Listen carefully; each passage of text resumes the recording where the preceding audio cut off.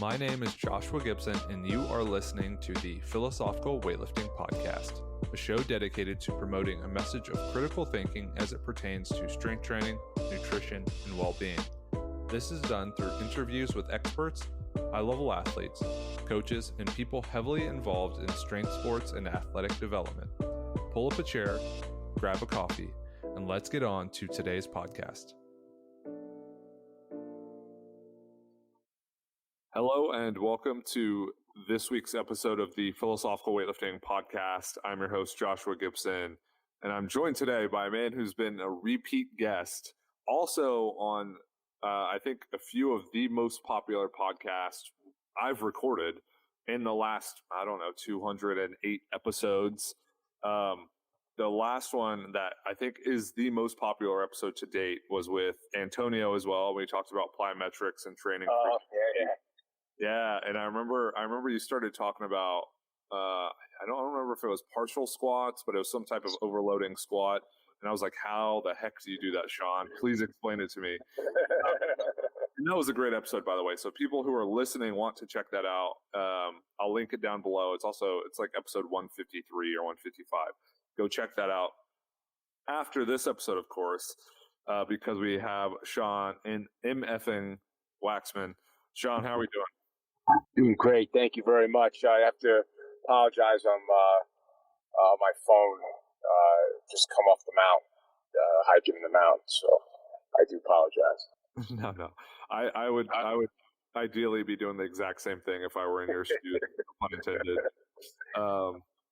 So, I think what we do is we kind of catch up. You give people a sense of what you've been up to, where you've been. I know when we talked, you had moved from LA to Utah and you're kind of making that transition. Catch us up. Yeah, so I moved to Utah about 2.5 years ago, Christmas about 2.5 years ago. And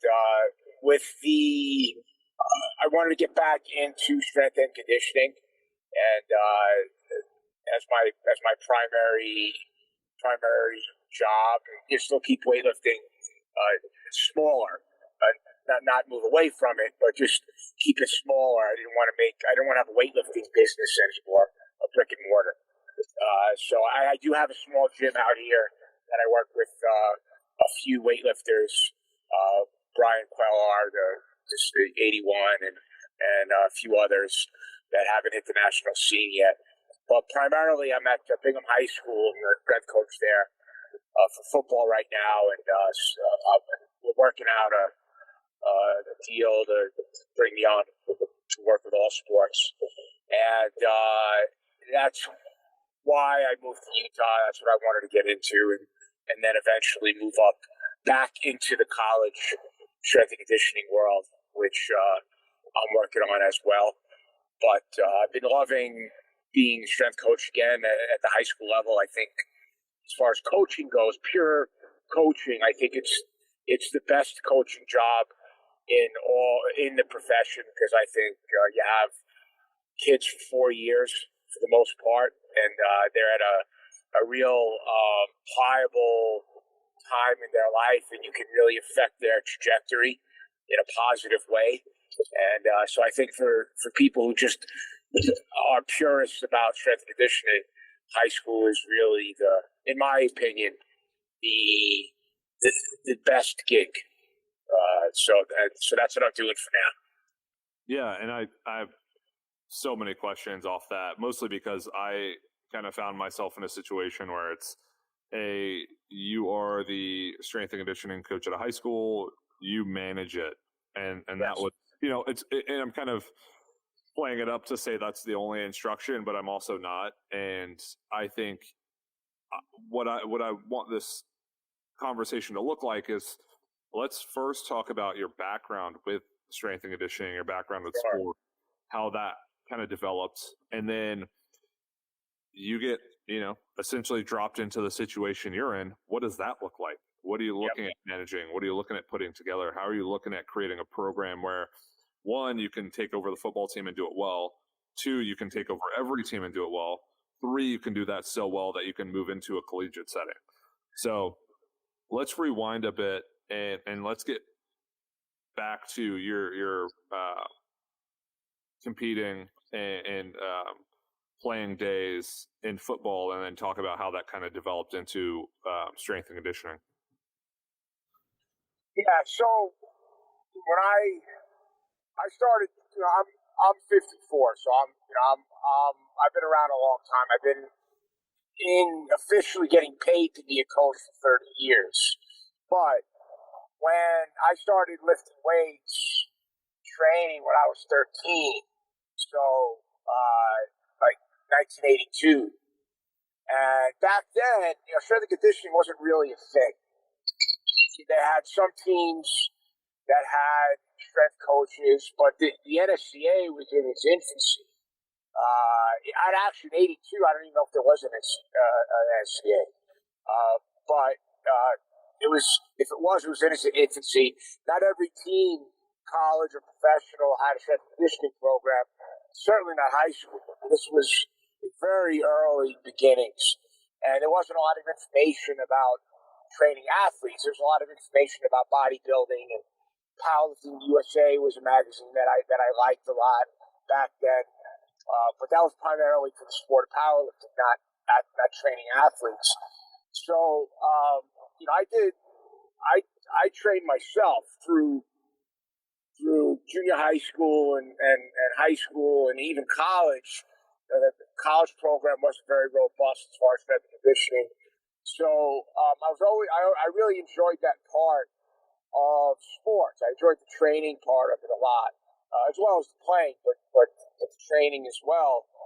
And while I was in college, I wanted to be a doctor, and one of my teammates that I played with had graduated. He was in his first year of medical school, and we were training partners for a while, and he kind of talked me out of being a doctor. He said that it could do a lot of. I could help a lot of people by stopping them from getting hurt instead of fixing them once they get hurt.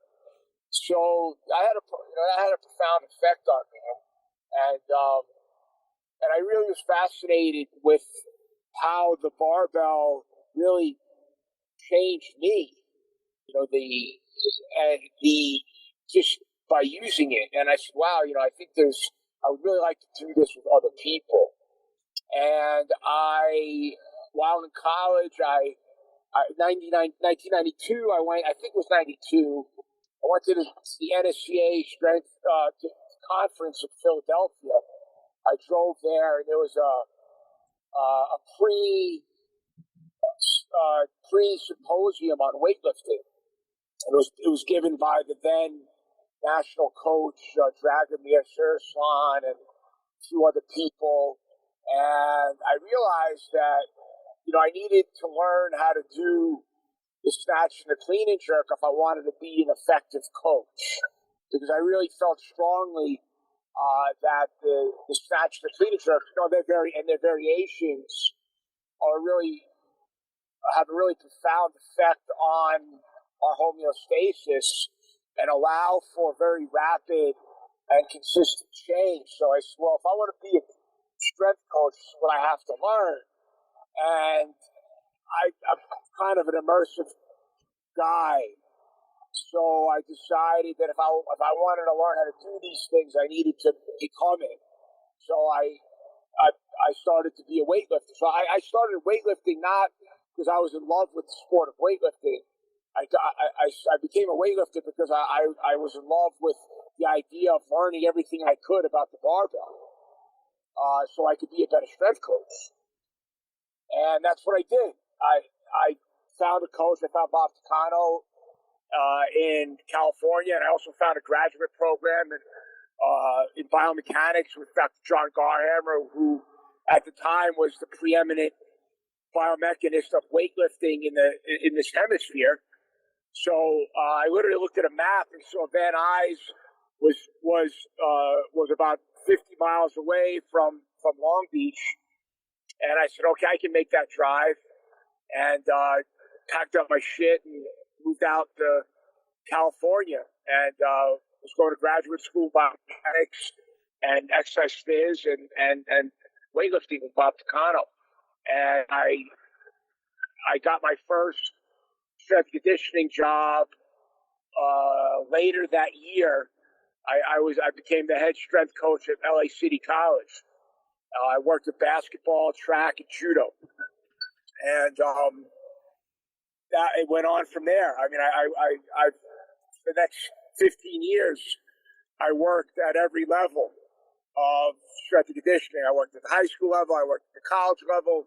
I worked at the professional level with the LA Kings, and I was the head guy with the Long Beach Ice Dogs, which was they were in the IHL. They were like the Kings farm team in the IHL, and I worked with combine athletes. I got athletes ready for the combine. I worked with a sport. I worked with Kobe Bryant's first agent, Arn Tellem. I prepared his draft picks for their first NBA season in the field.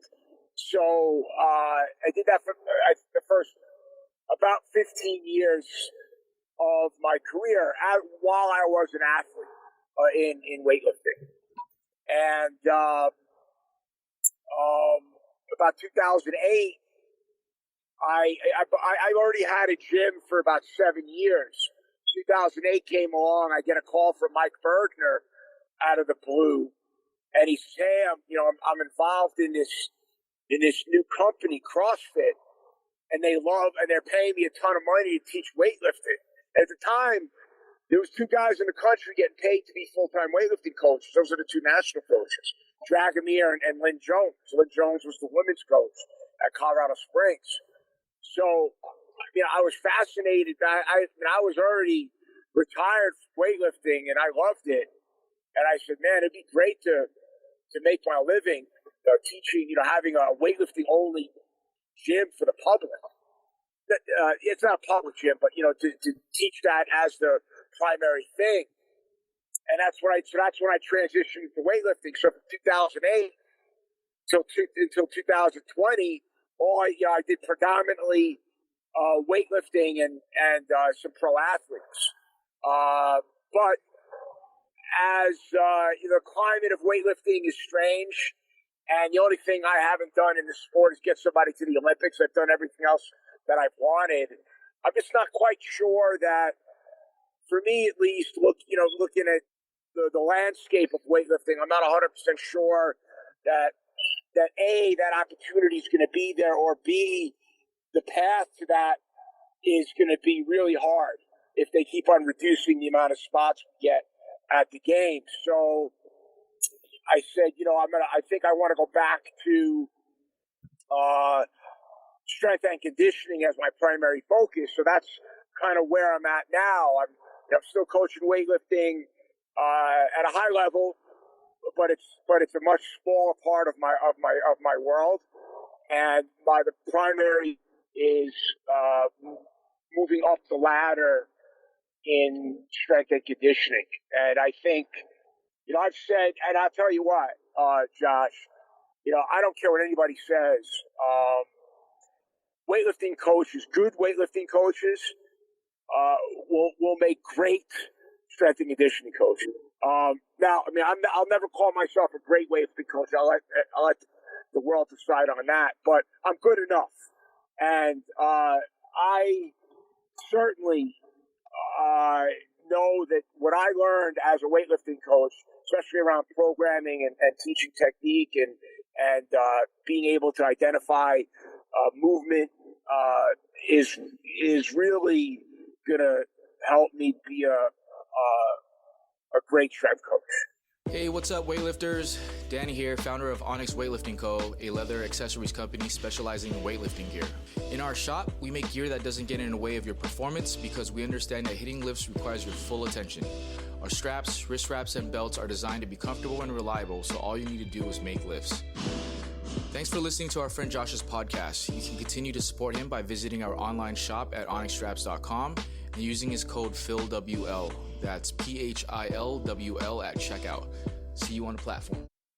Yeah, and I know I've had so many conversations with you and have listened to every podcast you've done and listened to any and all conversations that have been recorded and put online. And I don't think I've ever heard you talk about how extensive your background is in strength and conditioning.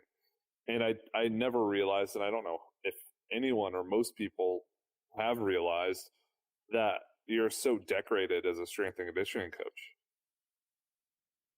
Yeah, like I said, it was my first thing. It's what I wanted to do, and I just happened. Weightlifting was a happy accident. Thank God, right? I mean,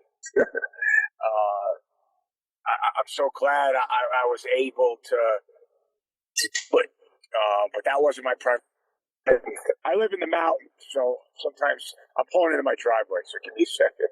Yeah, and I think we did a podcast on the Weightlifting House podcast a while back with Shane Hammond, and I think he was like driving his semi, and you could just hear like rain coming down.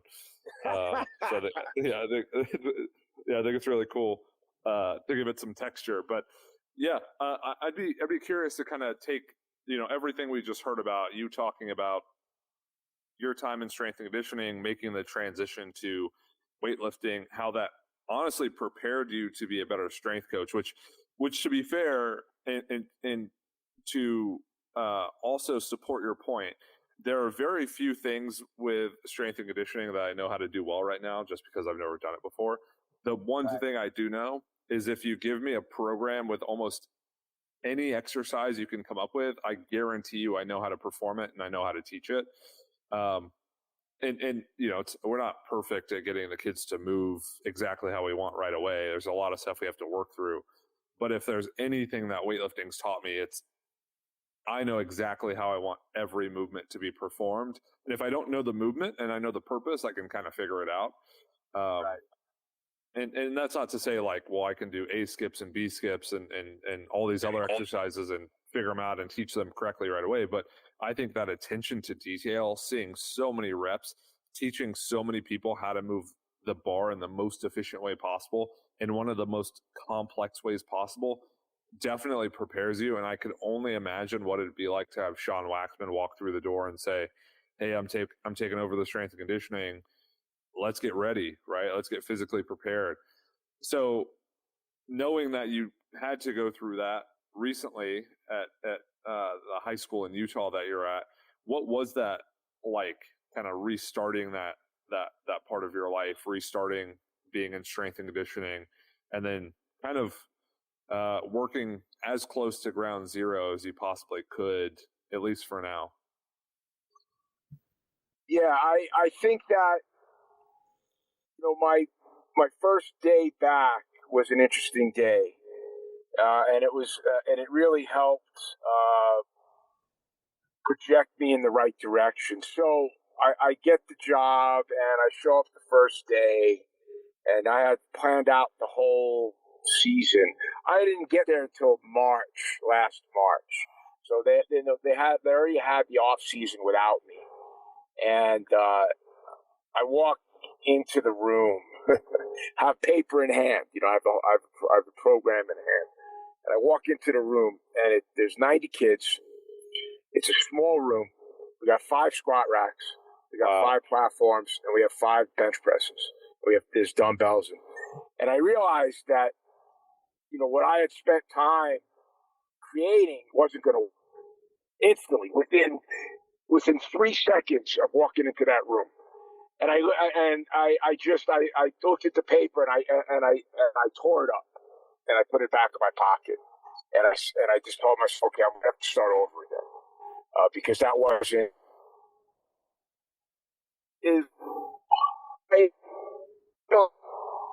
strength conditioning is not the world that weightlifting is, and you have to. One of the things you have to be really good at is you have to understand what your resources are, both space and equipment and people, and you have to be able to figure out how to utilize them, because the ultimate goal is the same, regardless of how bad your facility is, or if you have help, if you don't have help. The goals are the same.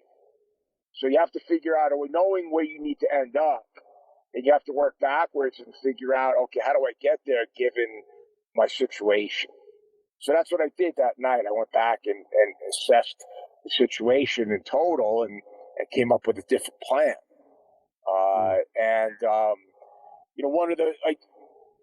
One of the biggest, the most important thing in strength and conditioning is not the programming, which is a very big difference with weightlifting. Not that it's not important; it's very important, but it's not complicated, and it shouldn't be complicated. The most important part of being a strength and conditioning coach is people management. Is being able to manage your kids, your coaches, and the administration. If you can't do that, it doesn't matter how good you are teaching movement or whatever. None of that matters. What matters, and the reason why people keep their job, and sometimes longer than they should, is not because they're so great in the room, and they're great with the people.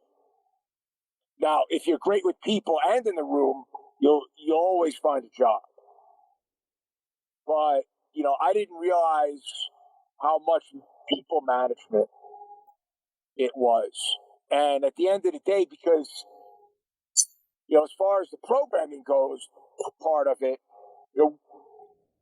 basic weightlifting is not complicated. It's because nobody knows what the heck they're doing, so you got to teach them what they're doing.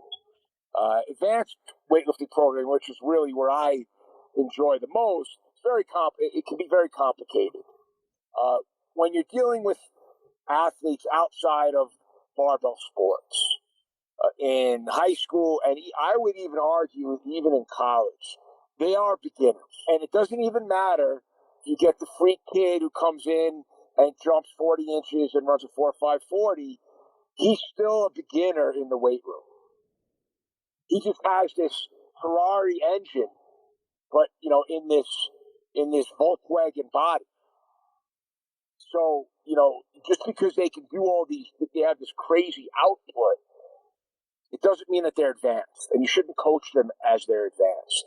So if I believe in that premise, so I go off that premise and see all the training it looks like basic strength training, from a high level.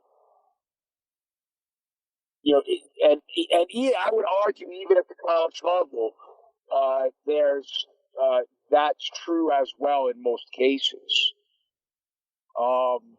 So programming isn't a thing. It's very basic. I think you have to keep in mind that it's football, not weightlifting. The goal is to have them fly around the field. I mean, from a high level, it's really about improving power output. And how that for the ability to push off the ground to get from point A to point B before your opponent and make a football play. So all the training is predicated on improving that ability.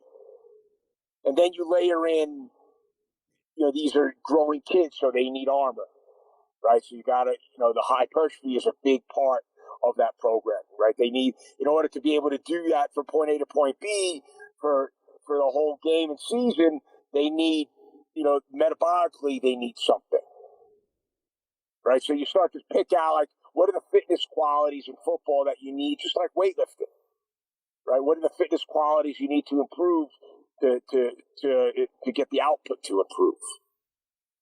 And the output is in weightlifting is very specific to weightlifting. In football, there's multiple outputs that need to be improved. And that's our job, right? Is finding ways to do that within the constraints of our facility and our people and all that stuff. So, looking at it from a high level, the details, less important, right? Like, if you're hurting kids are getting hurt in the weight room, you're doing something wrong, right? If kids aren't getting bigger, stronger, and faster in the weight room, you're doing something wrong, right? If kids, the other thing about, coming from weightlifting where you're going to have an advantage is, and this is something I'm glad I have too, I realized that the goal is not like for me with my weightlifters. All my weightlifters are as close to perfect in their movement as possible, right? And we drill that and drill that and drill that. In the football weight room, the expectation can't be that because you don't spend the time. So you have to figure out, I think, because if you know what perfect is, then you also can discern. You can figure out what's the tolerance level for where they can be while still deriving the effect that the exercise is supposed to give and to maintain safety. And so there's a gray area that lies between perfect and, still getting positive results, staying safe. So their technique's got to be somewhere in there.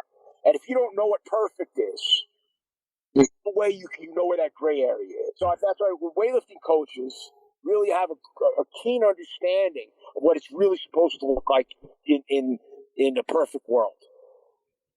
And, that's not that we're not striving to get there. It just means that we're probably not going to get there with most of our kids. So if we're not going to get there with most of our kids, then what's good enough? Most coaches that say, hey, we don't use the Olympic lifts, the reasons that they give, now I don't agree with that. Right? I think you should use the Olympic lifts. Now, that being said, I didn't use them last season, because I didn't have time to teach it. And the kids that were doing it wrong. So I integrated it into this off season. So I got everybody doing it in this off season. But I had, just the way it was set up, we had 5 groups going at once in that room. So we had we broke everybody into 4 groups of 20. There's 4 groups. So we had kids each day, they would have the rack group. So they would do all their work in the rack and outside. And then we had a platform group and a bench group and then a metabolic conditioning group. So I had 12 minutes once a week to work with the kids. And I had 3 weeks. 12. So I basically had 12 sessions of 12 minutes to teach all the kids how to do power clean. So, in a way, that's not gonna hurt them. Now, a lot of coaches will say, we don't use the power clean because it's dangerous. It's not dangerous. It's dangerous when it's done wrong. We don't use the power clean because there's more effective things out there. That's not right either. Now, I don't use the power clean because I don't know how to teach it properly. I accept that. And I respect that. If you don't know how to do it, don't do it. That you need it? No, you don't need it. I think there's a lot of great coaches out there that I respect, like Joe DeFranco, trying to think some of the other, some other guys that are strength coaches that don't use the Olympic lifts, and I don't agree with their reasons why, but they're very good at what they do. So you can get it done without it, but I think you can do a more efficient job with it, because I think that one of the more important things about using power clean, for instance, is an efficient use of time. Right, so you train multiple fitness qualities at once in a very short period of time. And don't tell me it's hard to do. Football is hard to do. Learning a power clean, especially if you have talented kids, you got to be kidding me. If you can't teach a talented kid how to power clean in 12 minutes, now I can get a kid. Now this is me. I've been doing it a long time. If they don't have any mobility issues, I can get them to do a power clean at least from the hang in 12 minutes. I've done it over and over again. It's not hard to do. Maybe it's hard to do for you. I accept that. If you want to use it, get better. But don't give me bullshit excuses. So, got a little off track there. I apologize, but like circling back to before, people management, most important thing. Programming doesn't have to be complicated. Being prepared every day, like and kids your kids can see that. If you don't know what the hell you're doing or you're making it up on the fly, they'll see that. And you have to be confident in what you're doing. You can't be timid. You have to be pretty timid. To be vocal, not like screaming and yelling. Like in weightlifting, in the room, you all know, I'll sit back, sit in a chair, and I'll watch. And sometimes I don't say anything for the whole session, or very little. Can't be that way in that room. You got to be an extrovert. I'm not really an extrovert, although people might think I am, but I'm not. So that's a little outside of my character, but I don't mind it because it gets the job done. So you have to be comfortable being a good communicator. There's a lot of different ways to do it. You got guys that scream and yell all the time. I don't get that. That's not me. But you have to be a communicator. You have to be prepared every day. And you got to be able to talk to kids. You got to be able to talk to coaches. You got to be able to talk to administrators. And you got to be organized, like, Team Builder or some kind of platform that kind of, I'm not a big technology fan, but it is what it is. Like, we got to, it's helpful. But, every kid's got a phone, so, Team Builder's a great option. I haven't explored other ones, but, there's a lot of different aspects. And the hard thing about high school is a lot of times you don't have help. Do it yourself. So it's a lot to manage. Sorry, I rambled a little bit there. I apologize. Express the passion that defines you. At Virus, we understand that when it comes to performance, the slightest edge can mean the difference between winning and losing. Each product is designed and tested with performance in mind. This principle inspired the technology that is infused into our apparel. Built with the intention to move with you and work for you, we create tools meant to help express the passion that defines you. The future of technology-driven apparel. Improve performance, prevent fatigue, recover faster, and go further. Virus is a proud sponsor of Josh Gibson and the Philosophical Weightlifting Podcast. Use code PHILWL for 10% off at checkout. That's PHILWL, PHILWL, for 10% off. No, that was great. Honestly, the only reason I didn't cut in at all at any point is because it was so interesting and so thorough that I wanted you just to kind of complete every thought you had. So I think that was tremendous. And I think, as you're talking through it, I'm able to kind of connect the dots more and more and kind of pick up on what you're saying and relate to it. So I think, whoever's listening who is in weightlifting or is in strength and conditioning can kind of also relate. And then just rewinding a little bit to your first day, what was that like coming into a room or walking into a room with 90 kids and like limited equipment and thinking, okay, we have to do something today. What are we going to do? Because I mentioned this on a previous podcast with Crystal, Coach Crystal. Yeah. Coach, that weightlifting, from my experience now, is very much a luxury sport. It's not that it's easy in the sense of like you're not just going to easily produce Olympians because it's easy, but that, you get a bunch of people who will pay good money to come in and train for 2 to 3 hours and do everything that's written out and follow instruction relatively well and want to be there and want to contribute. It's not, a room full of 30, 50, 70, 90 kids who are there voluntarily or involuntarily and are so wide ranging in abilities to where some kid like literally can't squat the bar, and then some kids are squatting 500 pounds and they're in the same weight room. And then you have people all the way in between. And then you have the time constraints and the people management aspect of it. And then you have, all of these other considerations. So what was that like day one, and maybe you can just kind of recount that experience for us. I don't remember exactly what I did that day. But it was, I managed it. And, when I saw that, I've spoken about this in the past. I enjoy problem solving, all different types, puzzles, people, like all that. Like I enjoy solving. That's why I like weightlifting, because the problem solving comes in getting your athlete to do this very specific thing. So, I enjoyed that element of weightlifting.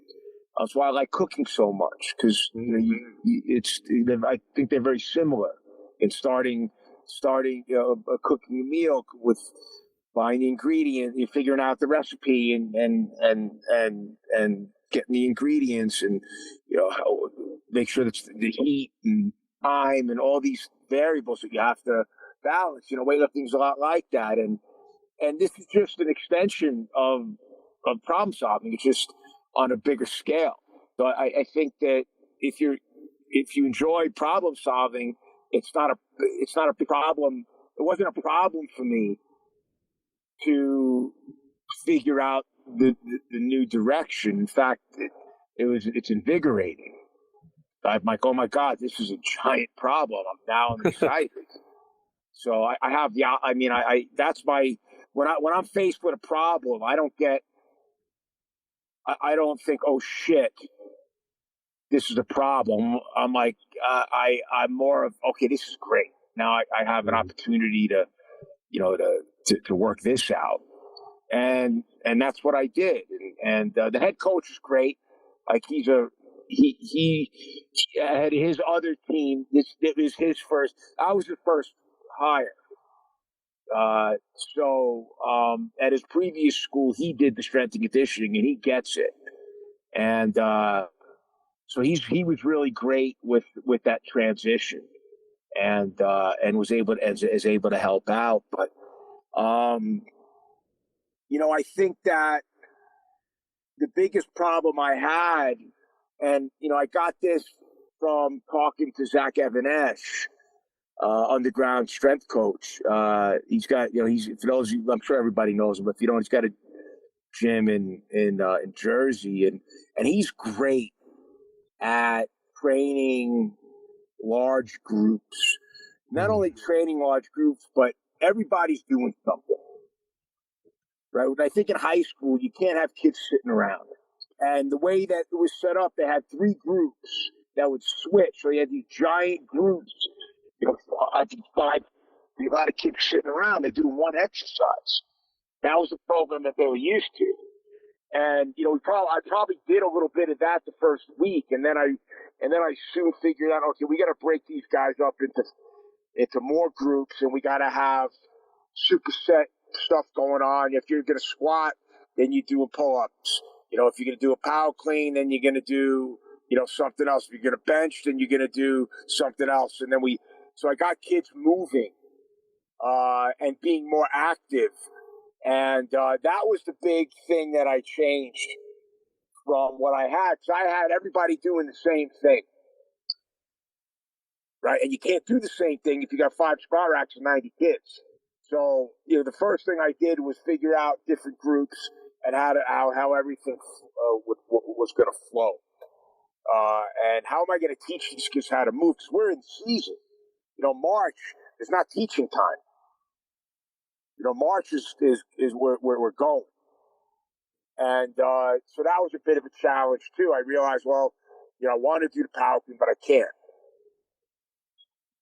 So I just pulled it out of the program. We went to trap bar jumps and, a couple other things. But that first day, my first thought was, how do I get more kids moving more often? So that was the problem statement. And to be honest with you, I'm not too worried about the barbell. I wasn't too worried about the barbell in the beginning. I had kids that couldn't do push-ups and pull-ups. So I was like, you know what? If you can't do a push-up, don't worry about the barbell. So I set up these standards, like 50 push-ups, X amount of pull-ups, 34-inch box jump.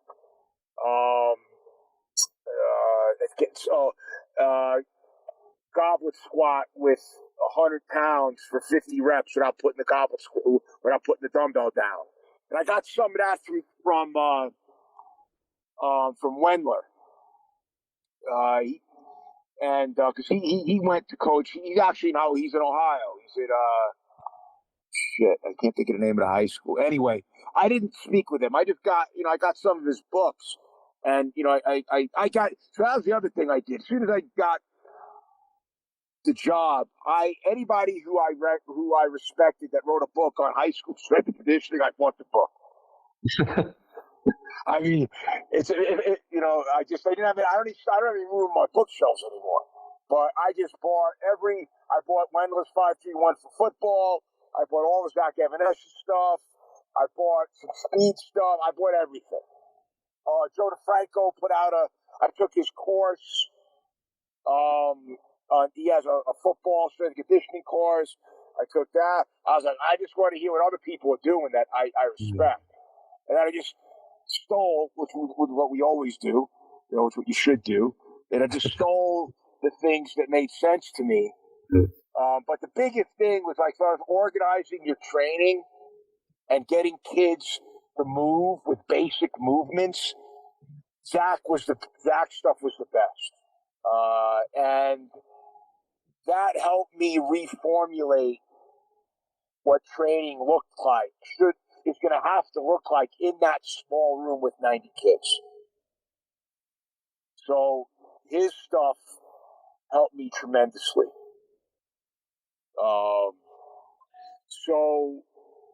I think that we're building a new room. It should be done in hopefully August or September.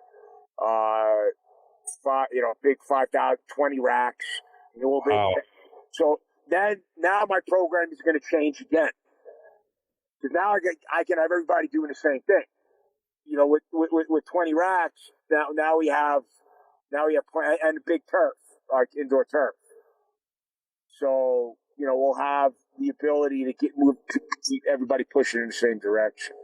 So that'll make my management life a little bit easier. And I was actually gonna ask this earlier, and I thought, well, I'll I have this other question that I can lead into it. But you just mentioned it there, and some of the resources that you looked at or got into to help when you were kind of learning all this stuff initially and working with combine athletes and other athletes and other teams. What were some of the resources that you found really helpful? I know there are a lot of like more basic kind of training theory books, but were there any books that really stuck out or people who stuck out that kind of helped you develop, your ability to be a strength and conditioning coach? So my first experience with organized training for sport was through Bigger, Stronger, Faster.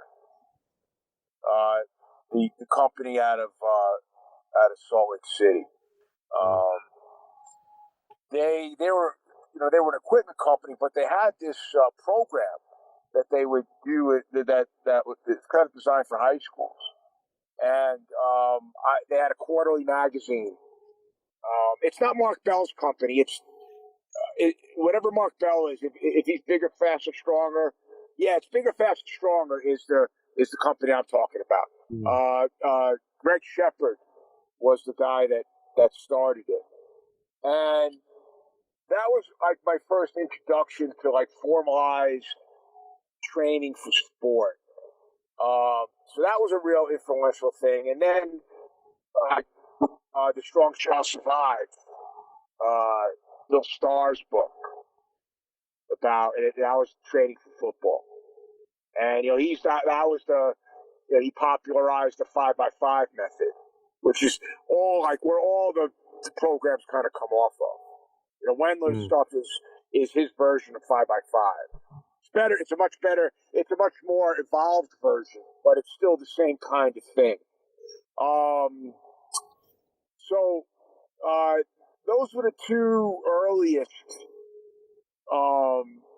introductions. And then when I got into grad school, when I started to really have a good understanding of science, I started to get into Verkhoshansky and Zatsiorsky and some of the Russian scientists and the stuff that they were doing.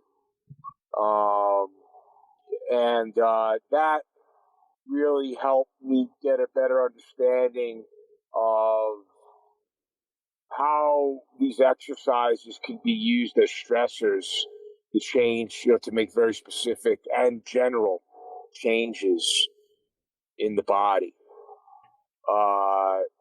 And then moving forward,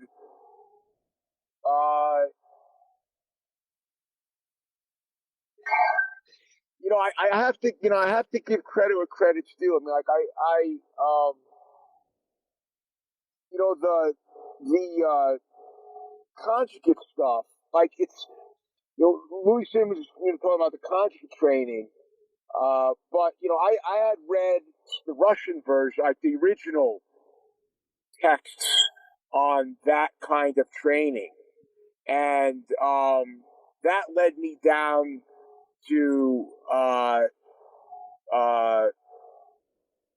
the path of I forgot, Mel Sif.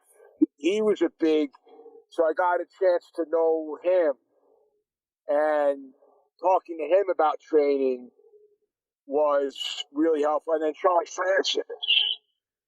So I had a mutual friend with Charlie Francis. So,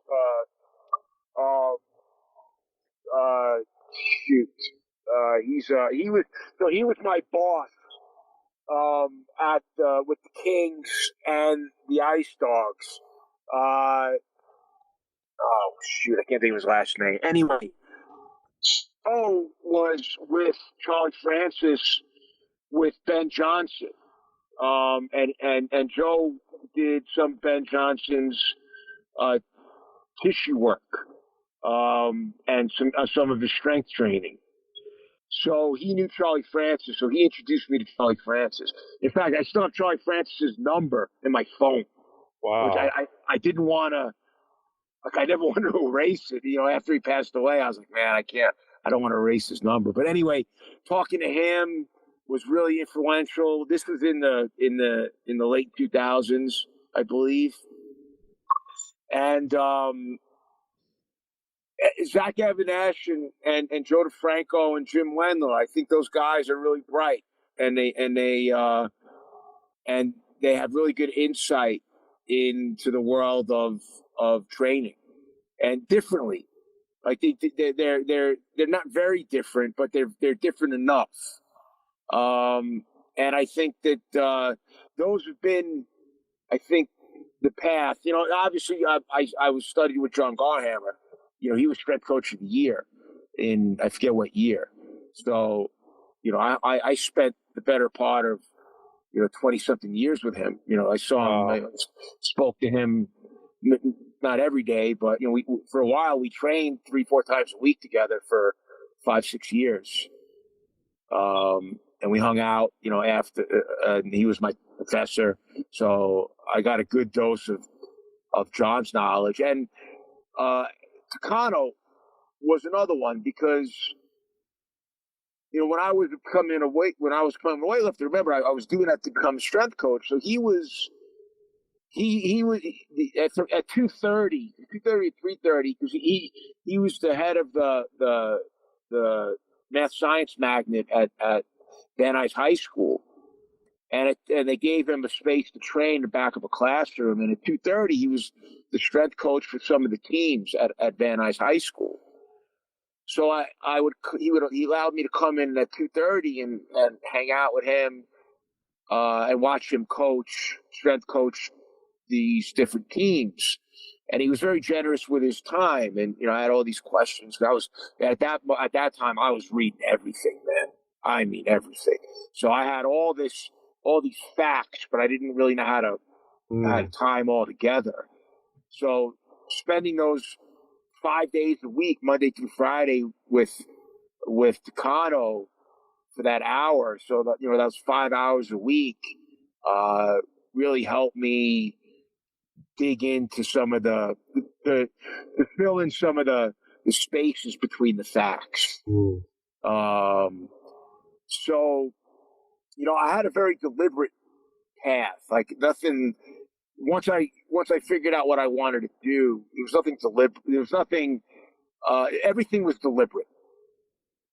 I sought out people who I respected and wanted to learn from. I consumed practically anything that was written in English on not only weightlifting but the science of training. And during that time, those formative years, I think you develop this vast Rolodex. I know I'm dating myself. Vast Rolodex of questions, right? So I didn't find any answers during that time. I just found more questions. And then as I got older, I was able to come up with some answers that made sense.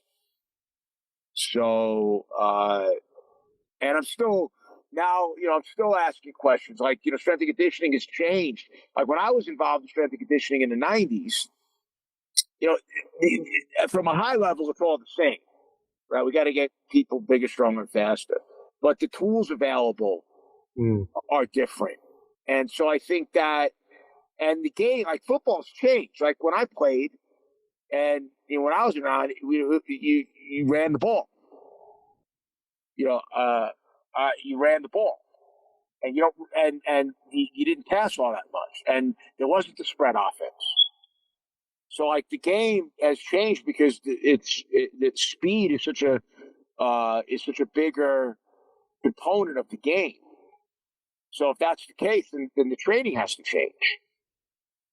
So I think that from a high, from a broad perspective, what we're doing is the same. But I needed to figure out, like, and the time constraints are different. Like you have less time with your athletes than you did before. So like, how do you distill what you're doing into a shorter period of time? So I think that's a difference from when I was a strength coach before. So, I had these are some of the things that I'm honing, and I'll be fine. I mean, I'll figure it out. But I just went up to University of Washington and spent the week with Ron McKeefery, and Wow. and that was great. Like, and he was great. Like, we talked for hours, and I was in on the meetings, and I helped the interns. He asked me to work with the interns. I worked with the interns on just basic how to implement the weightlifting movements into the program, and but just to get to see a guy like that operate made me realize, okay, what I need to get better at. And it's not the coaching part. And he told me, at that level, you don't do a lot of coaching. You do all management. So, one of the things he said to me is you have to determine what you really want. Because if you want to coach, then be an assistant. Right? If you want to coach, don't be a head coach. Now, it's not the same in high school. But, when I move up to the college level, I have to make a decision. What do I want to do? Do I want to be a manager or do I want to be a coach? So that was one of the big takeaways I got from him. There's other stuff as well. But, there's a lot, man. There's a lot. You're in for an interesting path. It's an interesting time. I think at some point we even hop on and record another episode where we discuss weightlifting for strength and conditioning, what that looks like, and how you can build a program that includes the weightlifting movements and their derivatives. I'd absolutely love to have that as a resource for people. But kind of like rounding out this conversation, thinking about everything you discussed, thinking about your background, where you excel, what you're working on, what you've done along the way to get to the point where you're at. For newer strength coaches or people who are new to coaching athletes, what's your advice kind of looking back on, decades in weightlifting and strength and conditioning, and then kind of like circling back to it, thinking about almost being new to it, and re-experiencing that? What's your advice to someone who is kind of in your shoes but doesn't have that extensive background to support it? Yeah, that's a good question. I think about this a lot. I think the thing that works against people now that want to get involved in this is they don't have the luxury of time to learn, and to apprentice. I look at the first 15 years first 10 years of my career as an apprenticeship, and until I felt like I was really truly ready to take on anything. And nowadays you get kids that are getting GA positions or intern positions, and they don't know anything. Right? They don't know anything. I talk to coaches all over the country, big schools, and their interns don't know shit. A lot of them don't come from any weight sport. They don't barely come from sports. A lot of them come from the clinical world, which I think makes a terrible strength coach in most cases, not all cases. I don't want to get hate mail. But my advice is, spend enough time understanding the transformative effect of training, especially barbell training. If you're going to be a strength coach, whether you like it or not, the most effective tool is going to be the barbell and other very heavy things. It's not going to be bands. It's not going to be all this other shit. It's not going to be light things. It's going to be heavy things. Doesn't mean it's max like you're trying to kill people, but they have to exert themselves. The barbell is the best way to do that. That's not the only thing that you use, but you have to understand it. You have to understand not only the name of what you're doing, but you have to understand what it is, how it affects the body, and how to teach it, and how to do it. And those things take time. And you have to do it, and you have to know those things viscerally, like inside yourself from experiencing it. You don't have to be world class. You don't have to be an Olympian. You don't have to be a 1,000-pound squatter, but you have to have gone through the process long enough to understand what it does. Because when you're explaining it to somebody, if you've never been able to see your whole life, how the hell are you going to describe what the color green is to somebody? Right? If you've never been stronger than you were, like significantly, because you've spent time under tension for years, there's no way that you can accurately communicate that with somebody else. So I think that's a big part of it. And then find a mentor. Find somebody that'll take you under your wing. Go intern at different places. Now, the advice that no one will listen to is go become a weightlifter. Spend some years being a weightlifter. Then you'll know. At least you'll have the technique and the teaching part. Of that down. Because when I go, so young strength coaches just know, like, this is me, and that's not everybody. It's not everybody's qualified to do this, but like, to quantify what makes a good strength coach is difficult. It's not like weightlifting, right? Because if you have, if you're bringing people to nationals all the time, and your athletes look good, maybe they're not lifting as much weight, but they look like they know what they're doing, and you're getting people on teams, you can accurately say, okay, that guy knows, or that girl knows what they're doing. They're a good coach. Strength and conditioning, it's more ambiguous. Right? How do you know who's good? Is it by the rings that you win, the championships? Right, that's the recruiter. Because at the end of the day, the most talented team is going to win, no matter how good of a strength coach you are. It helps, but it's not the thing.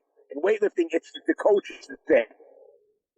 So how do you know? Like for me, the big telltale sign, I walk into a room, especially at D1 level, like the Power 5 schools, you got kids that move like shit in the weight room. Terrible squats, terrible cleans, terrible everything. I'm a big believer in how you do anything is how you do everything. Right? If you can't do the basic thing of each movement, then what else can't you do? So to me, that's a big telltale sign. The other thing is if kids are getting hurt in your weight room, that's another telltale sign. Like that means you don't understand how to program. If kids are moving well and they're getting hurt in your weight room, that means you can't program.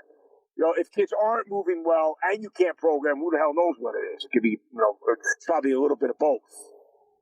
Right. So,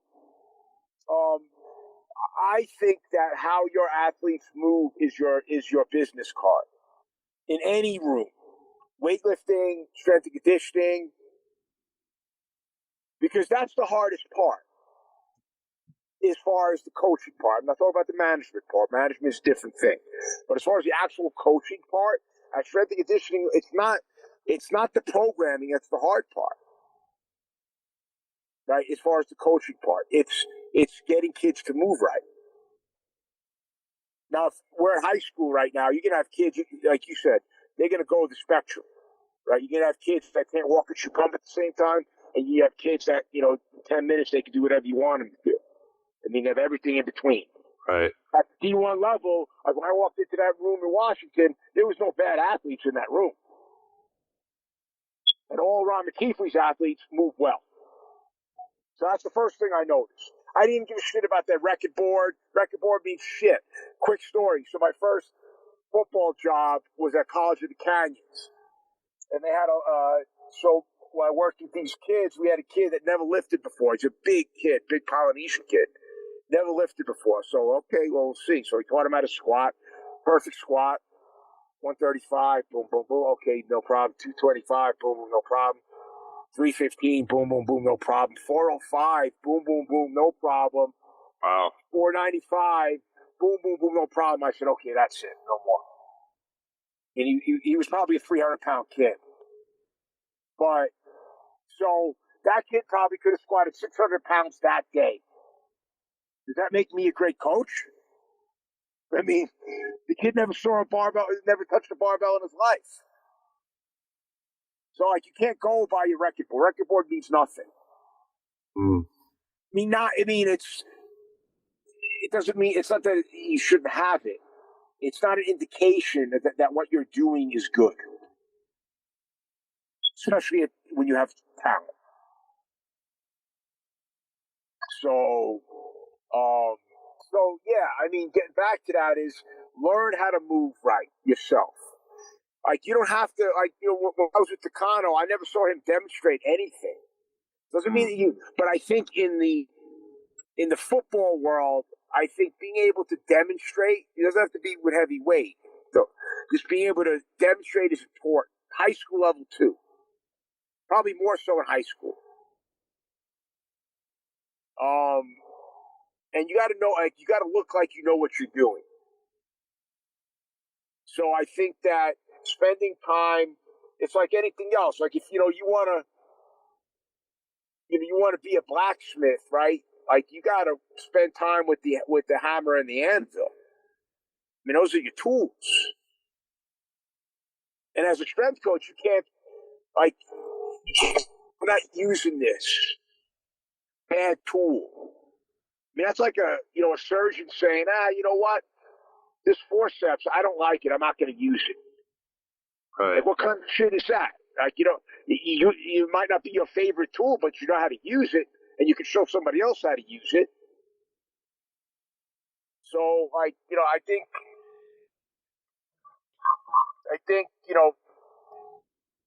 learning how to move, experiencing it for yourself, finding mentors, and coaching. You got to go out there and coach. You got to break. You got to break some eggs to make an omelet, right?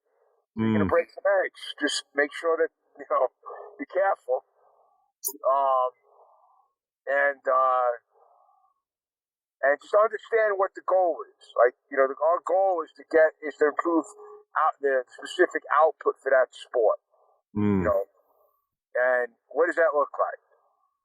What's the energy systems? What are the sport movements? Is it fast running? Is it slow running? Is it in between? Is it multi-directional? Is it overhead? That's where the differences will come.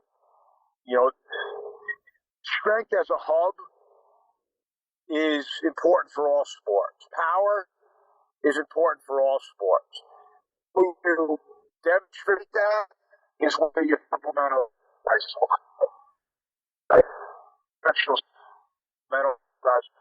will reflect that. An overhead sport, then your supplemental exercise will reflect that. But your core exercises are always going to be the same. And you got to know what those core exercises are, and you have to know the sport enough to be able to write the rest of the programming, which is, if it's an overhead sport, what does that mean as far as training goes? So not only do you have to know how to use the barbell, but I got lucky. I got my degree in physical education from Cortland State, which I think is the best physical education school in the country. And they make you take. You had to learn the rules, the tactics, and the movements of like 30 different sports. Wow. It assumed that you were going to be, if you were a PE teacher, you were going to be teaching all this stuff. And I got into the coaching track, but everybody, regardless if you were PE for PE teacher or coaching, you still had to go through all those classes. So, you have to understand what do you need to get better? And how do you test it for that? And how do you program for that? But I think at the rudimentary level, high school and college are beginners. So basic training in the basic movements, knowing how to do those and teach them and understand what they do, and then understanding the sport and the sport's needs to develop your supplemental program. That's really it. I mean, at a high level, that's what being a strength coach is. And then the hardest part, obviously, is managing the people. Yeah, I think that was as much a master class in, introductory strength and conditioning as you could probably or possibly have on a podcast. So I think that was tremendous, Sean. And I know kind of at this time, with what you're doing, kind of pivoting more to strength and conditioning, are you still taking on weightlifters or athletes if they're interested? Like if we direct people to kind of like even strength and conditioning athlete, but any athlete, weightlifter as well. I'm not giving up weightlifting. I mean, I'm still in it. I love it. I would, if you could just send them my way, I'd be happy to entertain it. Awesome. Yeah. So guys, if you're listening and a lot of what Sean is saying is resonating, and you want him to coach you, you can reach out. If you want to, get a consultation or chat with him more, I'm sure he'd be more than happy to make something work. On Instagram, that's _Sean_Waxman. And then he obviously has a link tree in his bio if you want to learn more and find more. For myself on Instagram, that's at Josh_PhilWL. That's PHILWL. Philosophical weightlifting everywhere else. And until next time, this was one of the best episodes of the Philosophical Weightlifting Podcast, and we will catch you guys next week. Thank you, everybody.